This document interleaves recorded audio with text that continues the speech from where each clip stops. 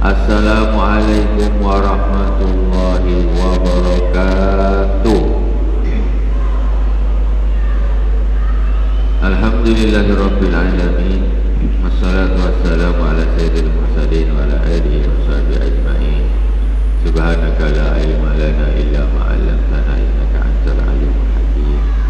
Rabbi shrah li sadri wa yassir li amri wahlul 'uqdatam min lisani yafqahu qawli.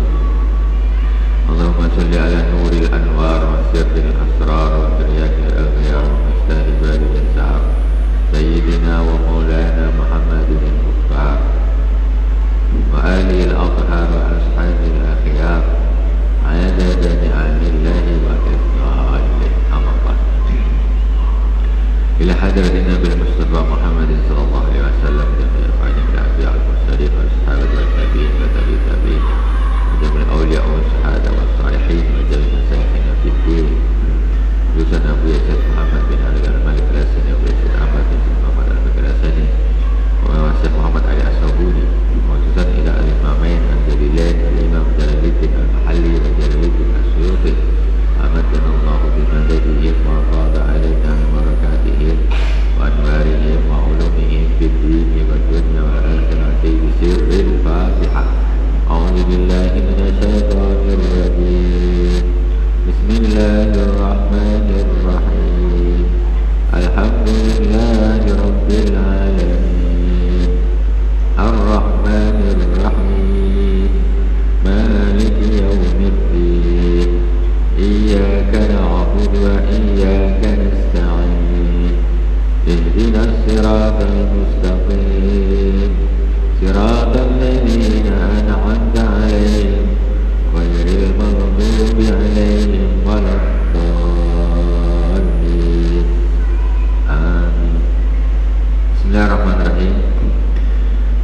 Jemaah yang dirahmati Allah Subhanahu wa taala, tafsir ajaran kita pertemuan yang lalu sampai di surah Al-Maidah ayat 26, yaitu tentang pembahasan orang-orang Yahudi disuruh oleh Allah Subhanahu wa taala untuk masuk ke Ardul Muqaddasah, yaitu bumi yang disucikan. Disuruh teman di Ardul Muqaddasah ada orang-orang yang menguasai Ardul Muqaddasah, orang yang besar-besar, kuat-kuat. Dan ketika orang-orang Yahudi disuruh melalui lisannya Nabi Musa, mereka menolak. Mereka tak mau mengikuti perintah Allah. Alasan mereka apa?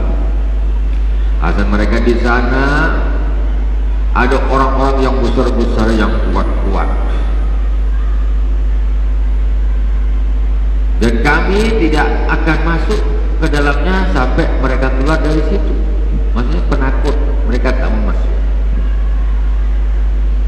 Tetapi Allah Subhanahu wa taala tetap menyuruh mereka untuk masuk ke dalam Ardul Muqaddasah, dan mereka tetap menjawab, qalu ya Musa inna lan nadkhulaha abadan ma damu fiha fadhhab anta wa rabbuka faqatila inna hahuna qa'idun. Wahai Musa, sesungguhnya kami tidak akan masuk ke Ardul Muqaddasah, bumi yang disucikan, selagi mereka ada di dalamnya, itu orang-orang yang kuat tadi yang menguasai. Fadhhab anta wa rabbuka faqatila inna hahuna qa'idun. Pergilah engkau dengan Tuhanmu sana berperang, kata orang Yahudi juga Nabi Musa. Kami di sini aja, kami nak duduk, tak mau ikut perang. Kali kau adalah pergi sama Tuhan. Gitu orang Yahudi, disuruh sama Allah tak mau, malah tetap tak mau. Katanya kau aja lah pergi sama Nabi Musa, sama Tuhanmu sana. Apa tak kurang aja. Kemudian Nabi Musa mengatakan, ketika Nabi Musa ini pokoknya sudahlah masuk saja ke sana, gak usah pedulikan mereka.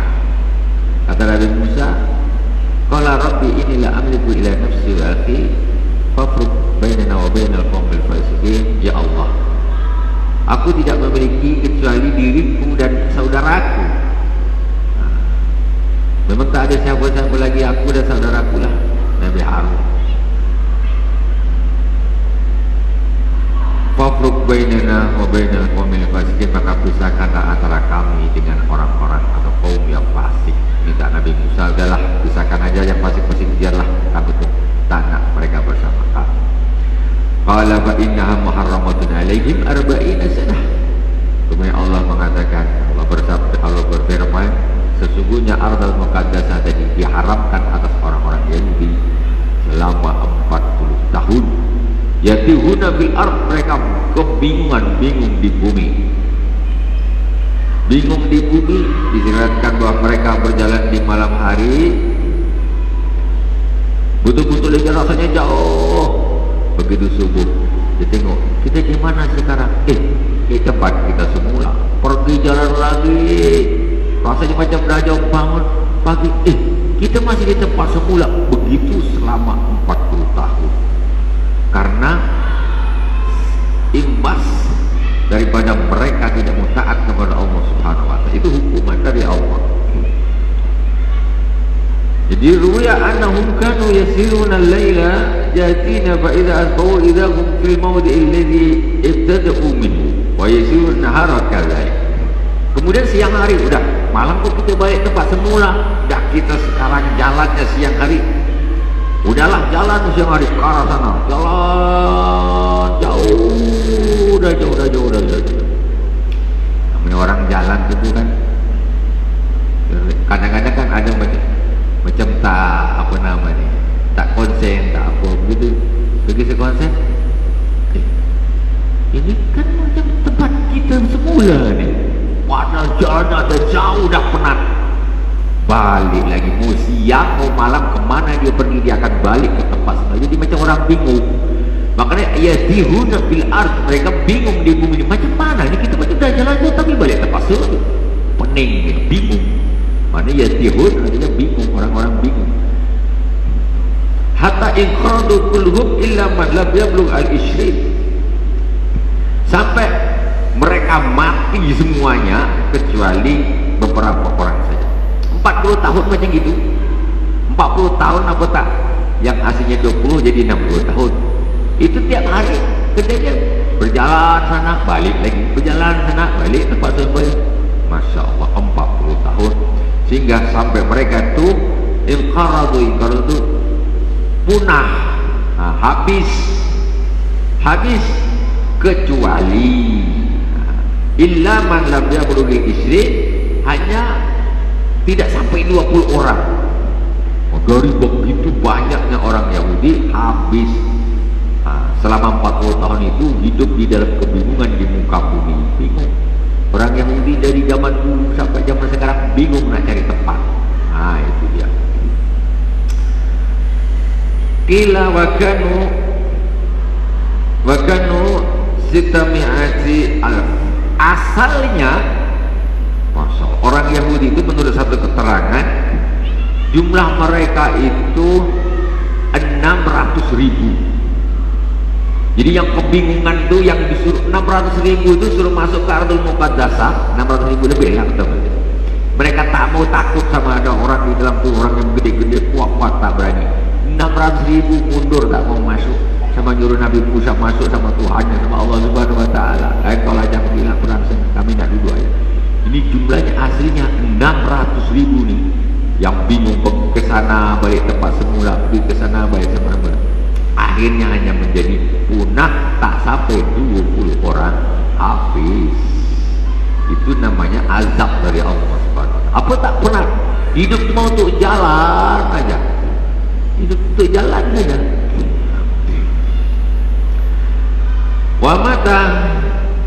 Wa mata Harun wa Musa bitih wa kana rahmatan lahuma wa azaban liulaik.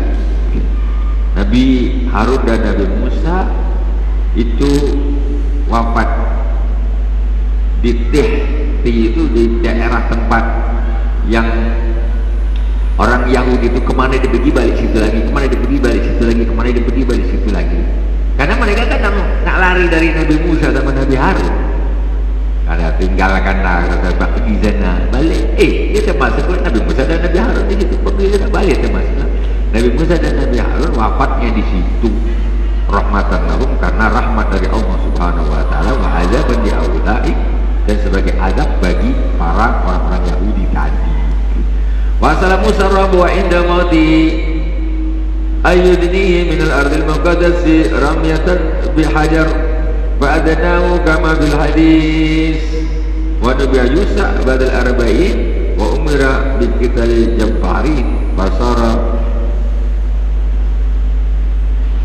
biman bagiya mahu wa qatalahu wa kanu yaumul jumu'ah. Kemudian Nabi Musa alaihissalam berdoa kepada Allah Subhanahu wa taala ketika di hari wafatnya agar Nabi Musa didekatkan dengan Ardal Muqaddasah, yaitu sejauh satu lemparan batu. Berapalah kuat, sekuat-kuat orang lempar pakai batu, seberapalah jauh. Dan Allah mengabulkan Nabi Musa wafat hanya jarak dengan Ardul Muqaddasah, yaitu satu lemparan batu saja, didekatkan sama Allah Subhanahu wa taala. Padahal katakan Nabi hadis wa nabiy Yusa badal arba'in wa umira bi qitalil jabbarin. Jadi disebutkan di dalam sebuah hadis bahwa Yusa, ini nama Nabi Yusa, tapi dia tidak termasuk Rasul. Nabi Yusa diangkat menjadi Nabi ba'dal arba'in wa amara bi qitalil jabbarin, dan kemudian beliau disuruh untuk memerangi al-jabbarin, orang-orang yang sewenang-wenang. Fasara biman ba'dal arba'in, yaitu setelah 40 tahun Nabi Yusa diutus. Nabi Yusa diutus setelah 40 tahun hilangnya waktu azab 40 tahun tadi. Kemudian Nabi Yusa diangkat menjadi Nabi, dan beliau disuruh untuk memerangi Al-Jabbarin. Al-Jabbarin siapa tuh? Ya tadi orang Yahudi takut sama mereka itu, mau masuk Ardul Muqaddasah tak berani. Setelah 40 tahun mereka musnah, tinggal beberapa orang, tinggal sampai 20. Nabi Yusa diangkat menjadi Nabi dan disuruh oleh Allah Subhanahu wa taala untuk memerangi tadi orang yang zalim tadi, Jabbarin. Hanya ketika beberapa orang kan sampai 20, ya tetap maju aja karena ini perintah Allah Subhanahu wa taala. Pasar biman bagia mau, maka Nabi Yusa dia berjalan dengan sisa orang tadi. Wa qatalahum, mereka memerangi orang umat atau kaum yang sewenang-wenang tadi. Wa kana yaumul jumu'ah, dan itu terjadi di hari Jumat peperangan tersebut. Nabi Yusa sikit orangnya lawan orang sebanyak-banyak tidak. Penguasa pada waktu itu orang-orang sewenang-wenang. Wa kana yaumul jumu'ah, peperangan itu terjadi di hari Jumat. Wa waqafat lahu asy-syamsu sa'atan hatta faragha min qitalihi. Allah Subhanahu wa taala satu keajaiban, mujizat terjadi ketika Nabi Yusa dan beberapa orang tadi memerangi kaum Al-Jabbarin itu di siang hari. Di siang hari ini Allah Subhanahu wa taala menahan matahari agar tidak terbenam dulu, ditahan sama Allah sampai perang itu selesai, baru Allah jalankan lagi matahari. Kalau udah gelap macam mana dia nak menang? Sikit orang sikit lagi. Jadi Allah menahan matahari pada waktu itu sampai Nabi Yusa selesai memerangi kaum Jabbarin. Waru ya amat fi musnadihi hadis inna sallam tuhbas ala basharin illa Yusa layaliya sara ila Baitul Maqdis. Sesungguhnya ini riwayat dari Imam Ahmad bin Hanbal radhiyallahu taala anhu, dari musnadnya Imam Ahmad bin Hanbal. Sesungguhnya matahari itu tidak ditahan untuk manusia kecuali Yusa, kecuali karena atau untuk Nabi Yusa. Layali asara ila Baitul Maqdis, yaitu di malam dia berjalan ke Baitul Maqdis itu tadi. Jadi ditahan dulu, jangan maghrib dulu, jangan tenggelam dulu. Begitu sudah selesai perang, baru matahari terbenam. Itu betul-betul ditahan oleh Allah Subhanahu Wa Taala. Jadi matahari itu pernah berhenti. Besok kalau ada berhenti lagi kiamat lah. Tapi besok matahari itu akan terjadi di hari kiamat. Tanda-tanda hari kiamat kan diantaranya matahari itu akan terbit dari arah barat. Kalau namanya matahari terbit dari arah barat, berarti matahari itu suatu saat dia akan berhenti. Makanya dia gini, berhenti, dia terus balik lagi ke sana. Baru terbit dari arah barat, itu akan terjadi. Itu sudah dekat kiamat, dan itu akan terjadi. Kenapa tidak bisa terjadi? Bisa terjadi loh. Matahari itu tak ada talinya kok. Mana ada talinya matahari? Tali gantungnya tak ada, rantainya tak ada, di jalan tergantung macam gitu. Bisa jadi berhenti, bisa jadi jatuh. Dan kiamat itu nanti ketika matahari itu sudah tak karu-karuan arahnya. Sekarang terbit dari timur sampai ke barat, terbit timur ke barat, padahal tak ada talinya, tak ada rantainya, tapi dia jalan sesuai aturan. Tapi suatu saat dia akan tidak teratur jalan. Kapan? Ya ketika kiamat. Dia nabrak bulan, dia tinggal bulan menjajar istilahnya. Tak pernah tabrakan. Sekali lepas kontrol, dengan bumi, betul kiamat. Kalau dah gitu, akhirnya terbit dan terbenamnya pun dah gak aturan lagi. Ya, itu secara akal pun itu akan terjadi. Karena tidak ada makhluk yang tidak rusak. Gak ada. Lampu nih bisa mati, yakin mati suatu saat. Merek apapun, sehebat apapun, bola lampu nih mesti suatu saat mesti rusak. Kita yakin. Begitu juga dengan matahari, lampu yang sangat besar, dikaya apa, mesti suatu saat dia rusak. Cuma wattnya besar, namun waktunya panjang. Sudah jelas secara akal pun kiamat itu akan terjadi. Jadi di kisah ini Nabi Musa ini Allah Subhanahu Wa Taala sempat menahan matahari untuk terbenam pada waktunya. Itulah kisah tentang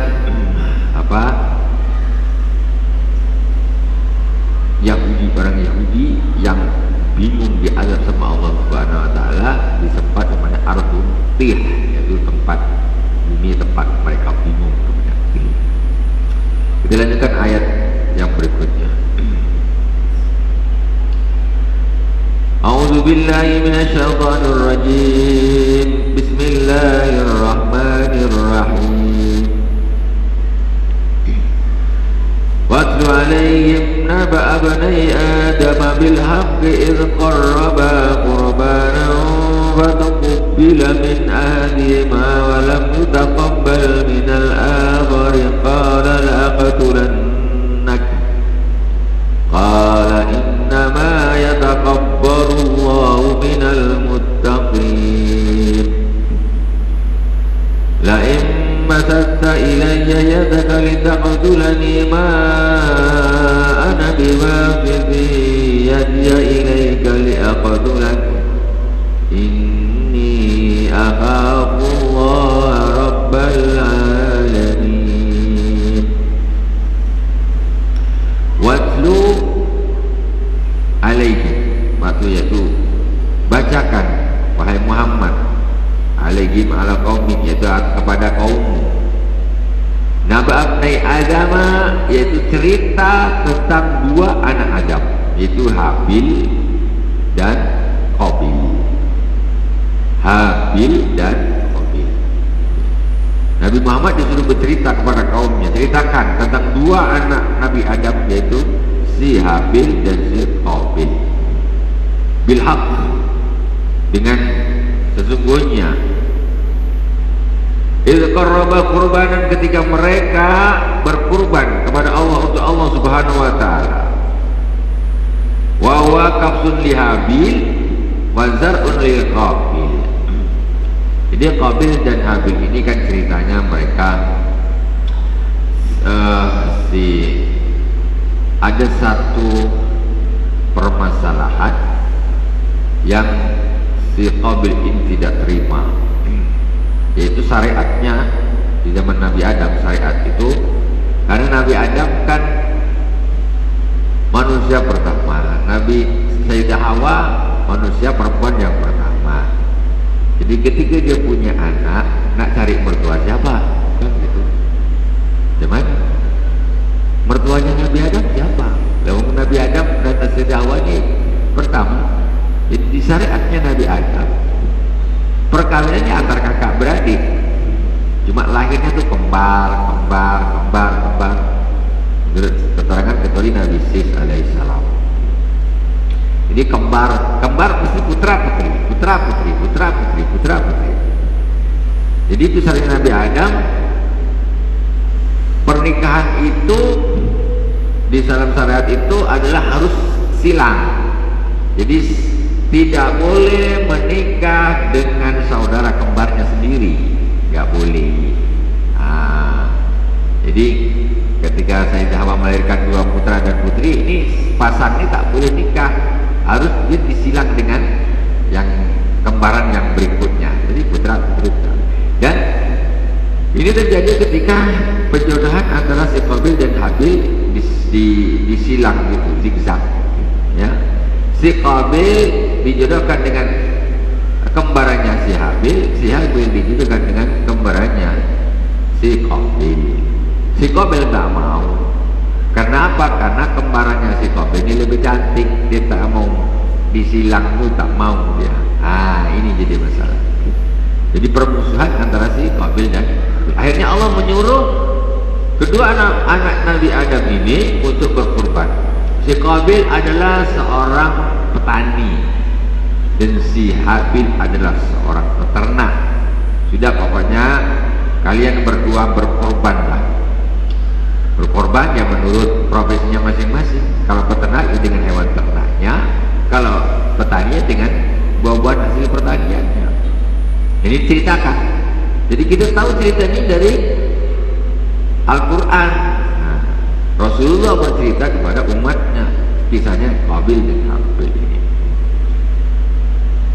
Idz qarraba qurbanan fatuqbila min ahadihima, maka diterimalah kurban itu dari salah satu keduanya antara Qabil dan Habil. Wa Habil, yang diterima adalah kurbannya si Habil, yaitu hewan ternak. Bi anna zalat narun minas sama fa'akalat qurbanahu walam yutaqabbal minal akhar, dan yang lain kurban yang satunya tidak diterima. Bahwa Qabil, yaitu kurbannya Qabil, wa ghadiba wa ajmaral hasada fi nafsi ila an hajja adama qala la'aqtulannak. Jadi ketika kurban ini ditaruh di lapangan, si Habil bawa hewan ternak yang paling sehat, paling gemuk, ditaruh di lapangan. Si Qabil petani ini, dia zaman dulu kan belum ada kontraktor, ya. Dia petani sama peternak Nabi Adam. Akhirnya si Qabil ini ternyata gak bagus apanya namanya, sikapnya ini tidak bagus. Jadi dia justru ketika berkorban dia cari buah-buahan yang kalau bahasa sekarang yang bopeng-bopeng, yang sutiran, yang bagus dijual, yang agak busuk-busuk, bopeng-bopeng, kasihkan orang, sedekah. Kan kayak gitu biasanya. Ini ini bagus, ini jual. Tengok nih ya kayak gini, ini sedekahkan. Ini sebetulnya ini macam ilmunya si Qabil, ilmu si Qabil. Jadi Qabil itu dia nak kasih yang bagus-bagus, sayang. Alah, ini bersedekah aja, kurban bersedekah, cari yang tidak bagus, maksudnya buahnya dia bukan tidak bagus. Akhirnya ditaruh di lapangan dua ini hewan kurban dengan buah-buahan tadi. Ditunggulah kurban yang diterima. Jadi kalau diterimanya kurban di zamannya Nabi Adam dulu itu kontan. Kontan apa adalah api dari langit itu dia akan menyambar kurban yang diterima. Jadi kalau ada orang kurban lembu, lembu gemuk, kurus, pincang, apa, tunggu aja mana yang diterima. Ini kalau saya Nabi Adam. Jadi dua kurban ini disajikan. Sudah ketika disajikan, tiba-tiba ada api dari langit menyambar kurban yaitu hewan ternaknya punya si Habil. Begitu dia, yang diterima punya Habil. Si Qabil tak terima dia, sakit hati. Kok yang diterima itu? Apa kata si Qabil? Hasad ya katanya. Qala la'atulannak. Katanya sungguh aku akan membunuhmu. Sungguh aku tak terima, terbanyak tak terima lah dia nak bunuh orang pula. Qala lima qala li tuqbila qurbanaka tuni. Tanyalah si Habil, kenapa kau nak bunuh aku? Aku salah apa? Karena kurbanmu diterima, kurbanku tak diterima. Kata si Qabil, itu sebabnya dia nak bunuh si saudaranya. Qala innama yataqabbalullahu minal muttaqin. Maka dijawab si Qabil ini, karena sesungguhnya Allah hanya akan menerima kurban dari orang-orang yang bertakwa. Ini zaman dulu. Kalau zaman sekarang kurban macam gitu, ya, taruh dekat halaman Baitur Rahman ni berapa ekor lembu, kambing, tengok ramai-ramai, dah siap, tunggu mana kurban yang diterima semua, nunggu api ya. Masya Allah, kayak apa, luar biasa. Kalau zaman dulu ya lembu banyak tak termakan. Zaman Nabi Adam lembu, kambing, unta. Kalau zaman sekarang alamak, korban habis semua dimakan api. Gigit jari. Tapi apa itu diantaranya Allah Subhanahu Wa Taala istilahnya ini tidak menunjukkan, masih nutup mana yang tak diterima, mana yang diterima. Coba nampak betul, langsung kayak zaman-zaman Adam. Kecil hati orang yang mana lembu kita tak diterima sama Allah. Saya macam kafir, tak terima kan, malu dia aja. Awas kau bunuh kau. Kenapa kau nak bunuh aku? Karena kurbanmu diterima, kurbanku tak diterima. Ini awal ceritanya kenapa si Qabil membunuh si Habil. Itu awal pembunuhan, ya, awal pembunuhan di muka bumi. Qala innama yataqabbalullahu minal muttaqin. La in basatta ilayya yadaka litaqtulani ma ana bibasit yadi ilayka liaqtulak inni akhafullah rabbul alamin. Kata si Habil, kalau engkau memanjangkan tanganmu untuk membunuh aku, ma ana bibasit yadi ilayka, maka aku tidak akan memanjangkan tanganku untuk berusaha membunuh kamu.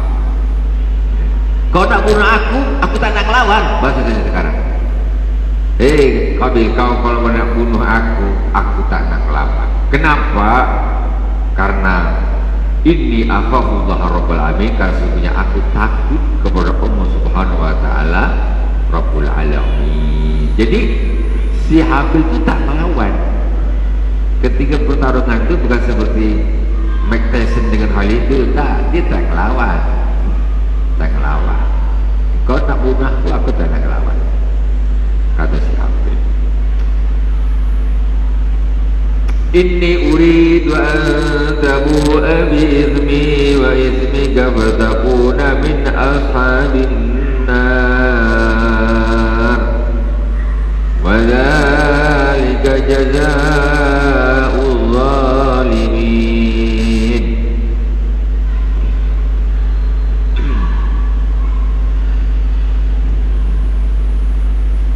Inni uridu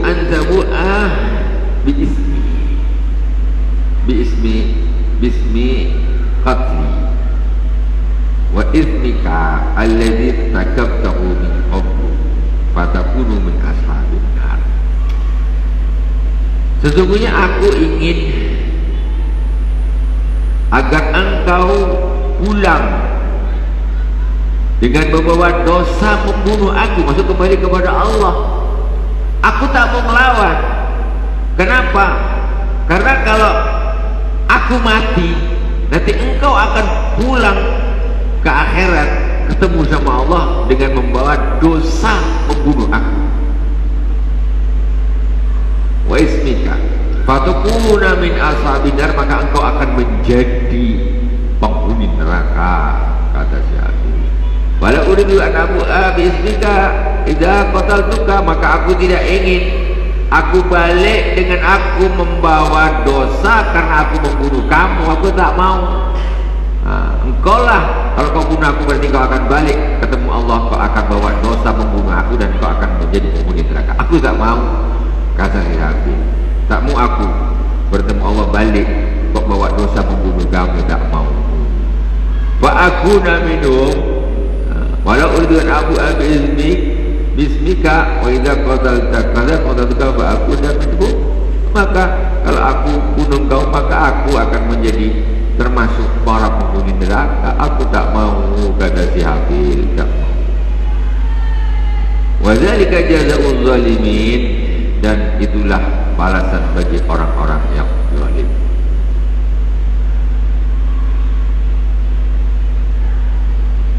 Fatawa'at lahu nafsuhu qatala akhihi faqatalahu fa asbaha minal khasirin. فبعث الله غرابا يبحث في الأرض ليريه كيف يواري سوءة أخيه قال يا ويلتى عجزت أن أكون مثل هذا الغراب فأواري سوءة أخي فأصبح من النادمين. Fatawar lahu nafsu,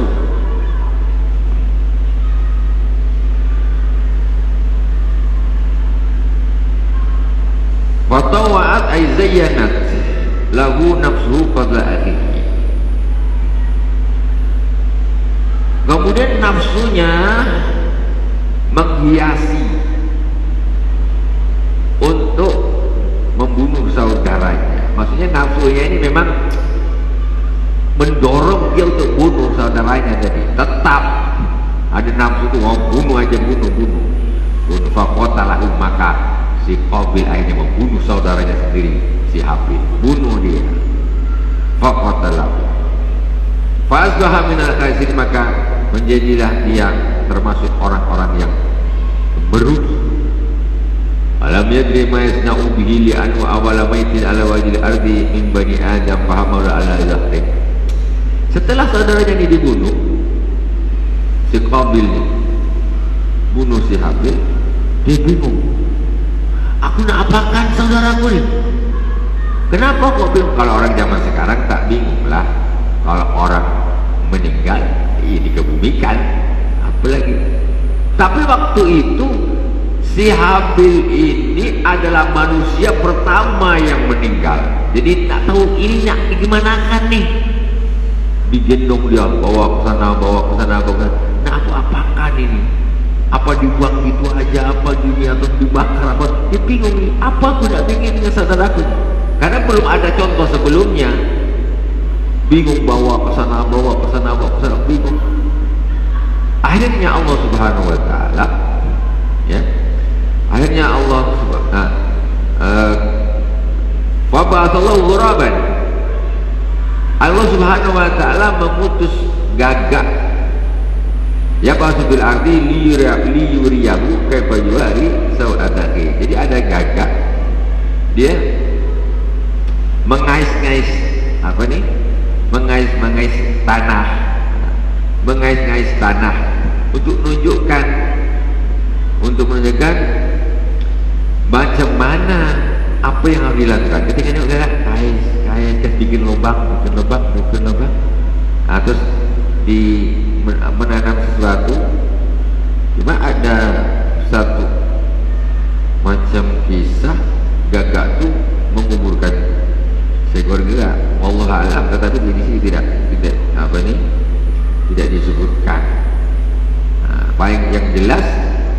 yabhasu fil ardi itu ya maksudnya kais dia melubang-lubang. Dilubangi tanahnya di dalamnya, terus diuruk sama gagak, diuruk dia berpikir ya pulang kata si Qabil, kalau gitu Habil akan aku bikin seperti itu. Akhirnya dia bikin lubang. Manusia yang pertama dikebumikan adalah si Habil, dan manusia yang pertama meninggal atau wafat dia dikebumikan. Itu tengoknya hewan saja metodenya pakai dikebumikan seperti itu, memberi contoh.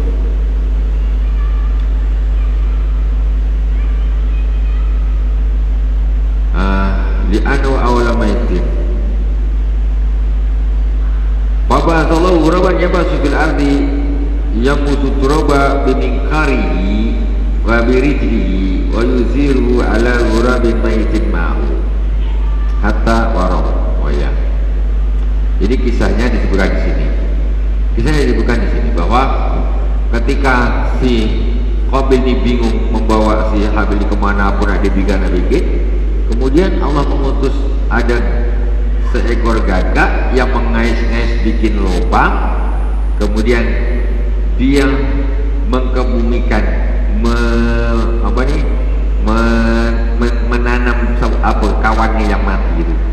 Jadi memang ada seekor gagak hidup dan seekor gagak yang mati, kemudian yang hidup ini bikin lubang, terus yang mati ditaruh di lubang, ditutupin lagi sampai tak nampak. Kalau kita aku bikin seperti itu, nyontok apa yang dibikin oleh gagak itu tadi, karena ada satu gagak yang mati. Jadi yumbasu at-turaba biminkarihi wa rijlihi. Gagak itu dia melubangi tanah tuh pakai mingkor nih paruhnya, pakai paruh, pakai kaki, pakai paruh, pakai sampai lubang dalam, kemudian gagak yang satunya dikuburkan sampai tertutup semuanya. Liyuriyahu kaifa yuari sawadahi, agar Allah Subhanahu wa taala memperlihatkan kepadanya bagaimana untuk mengubur mayat saudaranya. Sawata akhi yaitu jiwa atau mayat saudaranya. Faba'athallahu ghuraban yabasu fil ardi liyuriyahu kaifa yuwari sawata akhi. Berarti kaifa yuwari ini agar gagak tersebut melihatkan kepada si Qabil bagaimana menguburkan bangkai saudara gagaknya tadi. Ini cara nih kalau saudara mati dikubur, gini caranya. Qala ya wailata ajatu an akuna mithal ghurab wa uwariya sawata akhi fa asbaha minan nadirin ala hamdihi wa khabara lahu ala hamdihi wa khabara lahu. Kemudian celakalah aku, kata si Qabil, aku lemah seperti burung gagak tadi. Burung dia tahu apa nak dibikin untuk saudaranya yang mati. Aku kok tak tahu, masih kalah sama gagak. Pas bahaminan najimi, maka si Qabil menjadi termasuk orang-orang yang menyesal. Alhamdulillah wa barah. Min ajli dzalika katabna ala bani Israil. Al-ayah kita sambung nanti insyaallah di pertemuan yang akan datang. Shadaqallahul azim. Alhamdulillah rabbil alamin. Semoga berkah. Subhanakallahumma bihamdika asyhadu an la ilaha illa anta astaghfiruka wa atubu ilaik. Wassallallahu ala sayyidina Muhammadin wa ala alihi wa sahbihi wa baraka wa sallam. Walhamdulillahi rabbil alamin.